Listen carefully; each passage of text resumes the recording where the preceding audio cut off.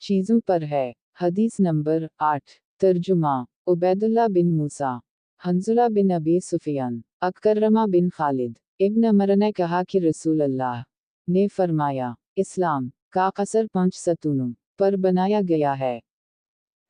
बाब इस्लाम की बुनियाद 5 चीजों पर है। हदीस number 8। Translation. Narrated Ibn Umar, Allah's Apostle said, Islam is based on the following 5 principles.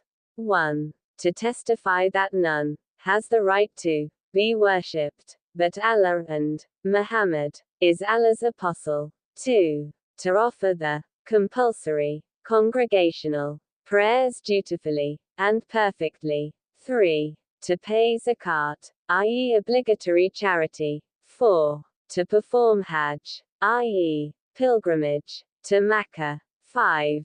To observe fast during the month of Ramadan.